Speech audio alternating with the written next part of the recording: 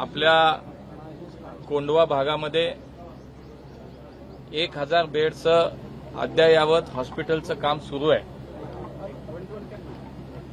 आणि पुण्याच्या वैद्यकीय क्षेत्रामध्ये एक चांगल्या प्रकारची अधिकची सेवा या निमित्तानं या हॉस्पिटलच्या निर्मितीनं पुण्यामध्ये उभी राहतीये। ही एक अत्यंत चांगली आणि आनंदाची बाब आहे आणि हा प्रकल्प उभा राहत असताना सेवाभावी संस्थेच्या माध्यमातून या प्रकल्पाचं काम सुरू आहे आणि याच्या निर्मितीसाठी वेगवेगळ्या क्षेत्रातून मदत मिळतीये। याच धर्तीवरती एअरपोर्ट अथॉरिटी ऑफ इंडियाच्या माध्यमातून CSR मधून या हॉस्पिटलच्या कामासाठी आज धनादेश एअरपोर्ट अथॉरिटी ऑफ इंडियाच्या CSR सेक्शनच्या माध्यमातून हॉस्पिटलला आज धनादेश सुपूर्द करण्याचा एक कार्यक्रम पुण्यामध्ये होतोय। एक चांगल्या प्रकारची मदत AIच्या माध्यमातून पुण्यात होणाऱ्या सेवा प्रकल्पाला होतीये।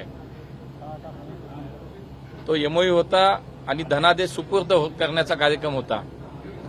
त्यामुळे एक मोठा प्रकल्प पुण्यामध्ये उभा होत असताना संस्थेला या कामासाठी मदत व्हावी, हातभार लावावा या उद्देशानं आजचा कार्यक्रम संपन्न झाला। एअरपोर्ट अथॉरिटी ऑफ इंडियाचे चेअरमन विपिन कुमार हे स्वतः या ठिकाणी या कार्यक्रमाच्या निमित्तानं उपस्थित होते। प्रतिष्ठानचे सर्व पदाधिकारी होते आणि त्यामुळे एक चांगला कार्यक्रम म्हणता येईल।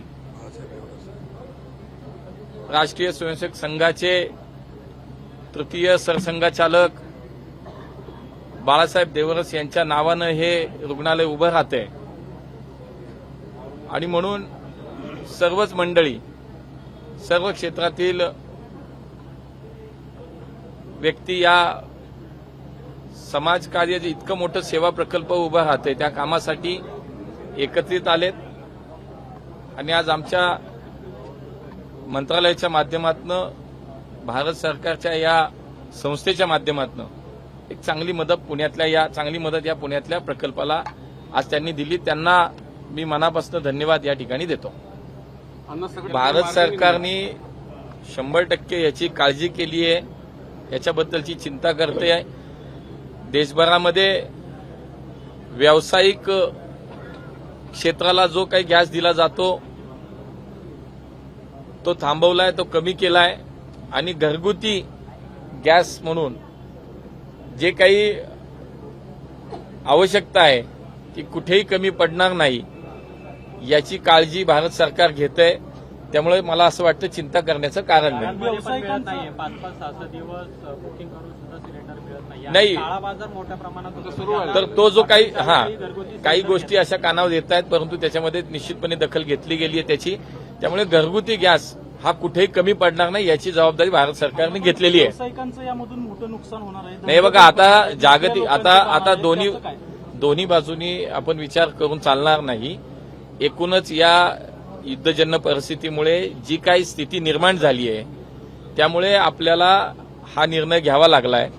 मला असं वाटतं की शेवटी काही कालावधी त्याला जावा लागेल, काही काळ जावं लागेल जोपर्यंत हे परिस्थिती सामान्य होत नाही, परंतु घरगुती वापराचा गॅस मात्र निश्चितपणे कमी पडणार नाही।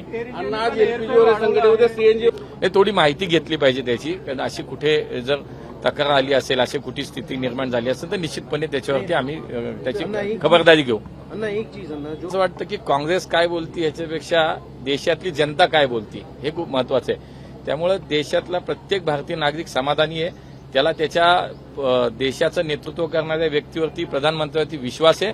त्यामुळे सर्वसामान्य जनता ही निश्चितपणे समाधानी आहे आणि त्यांना माहिती आहे की आपण सुरक्षित आहोत, देश सुरक्षित आहे। देशामध्ये कुठेही बघा तुम्ही, जगामध्ये इतर देशात त्याची या युद्धांमुळे जी काही परिस्थिती निर्माण झाली तशी आपल्या देशात दिसत नाही। आपण अत्यंत व्यवस्थित आहोत, सुरक्षित आहोत। त्यामुळे या देशाच्या प्रधानमंत्र्यावरती प्रत्येक भारतीयाचा विश्वास आहे. काँग्रेस काय बोलते याच्याकडे मला असं वाटतं फार विचार करण्याची आवश्यकता तर नाही. अनेक ठिकाणी मला ती माहिती घेतली पाहिजे आणि जर असं कुठं प्रकार होत असेल तो 100% चुकीचा आहे. राज्य सरकार हे संवेदनशील आहे आणि देवेंद्रजींच्या नेतृत्वातलं सरकार निश्चितपणे असं कुठं झालं असेल त्याच्यावर कडक कारवाई केल्याशिवाय राहणार नाही. काउंटर काही गोरक्षक मारहाण करतात. तो व्हिडिओ व्हायरल झाला, तुम्ही पाहिला असेल. हा प्रकार समर्थनीय आहे का? थोडी सत्यता तपासून बोललं पाहिजे त्याच्यावरती. मी तर पाहिलेलं नाही. मी पाहिलेलं नाही. अटक झाली यांना.